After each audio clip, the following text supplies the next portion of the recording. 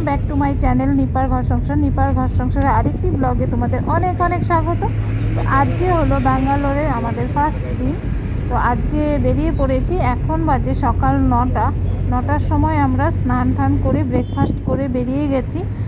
কোথায় যাচ্ছি, কি করছি তোমাদের সবটাই শেয়ার করব। তোমরা ভিডিওটা স্কিপ না করে পুরো ভিডিওটা দেখবে। আর যারা আমার ভিডিও রোজ দেখো তাদেরকে অসংখ্য ধন্যবাদ, আর যারা প্রথম দেখছো তাদেরকেও অসংখ্য ধন্যবাদ।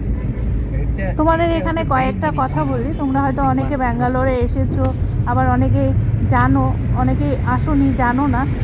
এখানে গাড়ি বুক করতে হয় মোবাইলে অ্যাপসের মাধ্যমে, অ্যাপস ডাউনলোড করে নিতে হয়। তারপর তুমি যে রেটের মধ্যে গাড়ি নিতে চাও সেই রেটের মধ্যে গাড়ি বুক করলেই সেরকমভাবে গাড়ি তোমার 2 মিনিটের মধ্যে তুমি যেখানে থাকবে সেখান থেকেই তোমাকে সি আপ করে নেবে। তো এখানে অটো আছে, তারপর 4 হুইলার আছে। তোমার ফ্যামিলি মেম্বার কতজন, তোমার কত বড় গাড়ি লাগবে সেই হিসাবেই তোমাদের গাড়িটাকে বুক করতে হবে। আর সেই হিসাবেই তুমি কত দূর যাবে সেই হিসাবেই রেটটা পরে মিটার হিসাবে ওরা রেটটা নিয়ে নেয়। আর এখানে সবাই মিটার দেখে মানে মোবাইলের লোকেশন দেখে গাড়ি চালায়। গাড়ির মধ্যে একটা মোবাইল সেট করা থাকে, ওই মোবাইলের লোকেশন হিসেবেই ওরা গাড়িটা চালায়। তো এখানে যে কেউ ড্রপ করবে বা বাসে গেলে অনেকটা লেট হয়, অনেক দূর যেতে হয়, কারণ এত বড় শহরের মধ্যে গাড়ি করে যাওয়া অসম্ভব ব্যাপার। মেট্রো আছে, মেট্রো খুব ভালো। তো আমরা নতুন এসেছি, তো আমরা গাড়ি বুক করে নিচ্ছি এই মোবাইল দিয়ে যেখানে যেখানে যাচ্ছি আমরা মোবাইল দিয়ে গাড়ি বুক করে একদম 2 মিনিটের মধ্যে গাড়ি চলে আসছে। সেই গাড়িতে আমরা মানে ঘুরছি। আজকে কোথায় যাচ্ছি তোমরা দেখতে থাকো। এইভাবে অ্যাপসের মাধ্যমে গাড়ি বুক করলে তোমাদের অনেক বাজেটের মধ্যে পড়বে। আর যারা এমনি গাড়ি বুক করে বা গেস্ট হাউস থেকে গাড়ি বুক করে তাদের রেটটা একটু বেশি পড়ে। আর মোবাইলের অ্যাপসের মাধ্যমে গাড়িটা বুক করলে একটু কম পড়ে।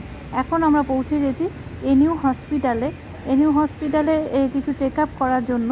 তো এইখানে দেখো পার্কিং সিস্টেমটা এত সুন্দর, উপরেও গাড়ি নিচেও গাড়ি, এই জায়গাটা খুব ভালো লাগলো। তো পার্কিং সিস্টেমটাও খুব ভালো লাগলো। আমি এনইউ হসপিটালের ভেতরটা সেরকমভাবে ভিডিও করিনি, কারণ ফার্স্ট দিন একটু ভয় লাগছিলো যদি কেউ মানা করে দেয়, এই জন্য বাইরেরটা একটু ঘুরে দেখিয়ে দিচ্ছি তোমাদের। আর এখানে চিকিৎসা ব্যবস্থা খুবই ভালো, এখানে খুব মেডিসিনও কম লেখে।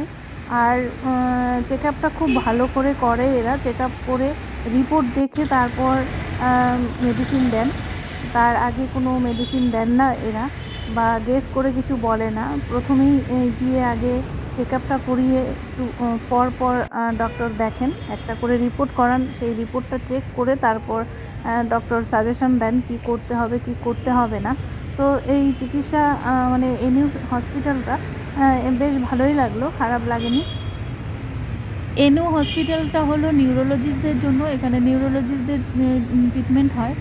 তো খুব ভালো ট্রিটমেন্ট হয়। তো আমাদের এভাবে সারাটা দিন আজকে কেটে গেল। সকালে সেই 9টায় ব্রেকফাস্ট করে বেরিয়েছি, এখন 3:30 বাজে, দুপুরে লাঞ্চ হয়নি।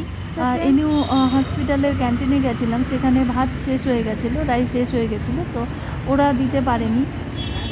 আর ওখানে যে সমস্ত খাবারগুলো ছিল ওগুলো আমরা খেতে পারবো না, ওই জন্য খাওয়া হয়নি। আর আশেপাশে কোনো বাঙালি হোটেলও ছিল না, তো খাওয়া হয়নি। কিছু শুকনো কেক টেক এইসবই খাওয়া হয়েছে। এবার আমরা বাড়ি ফিরছি। তো আজকের এই ছোট্ট ব্লগটা তোমাদের কেমন লাগলো তোমরা অবশ্যই কিন্তু লাইক কমেন্ট করে বলবে কেমন লেগেছে, আর শেয়ার করবে। আর যারা নতুন বন্ধু দেখছো তারা অবশ্যই সাবস্ক্রাইব করে বেল নোটিফিকেশনটি অল করে রাখবে, তাহলে আমার নিত্য নতুন ভিডিও ব্লগ বা রেসিপি তোমাদের কাছে পৌঁছে যাবে। বাড়ি ফিরতে ফিরতে আমাদের 5:30 হয়ে গেছিলো।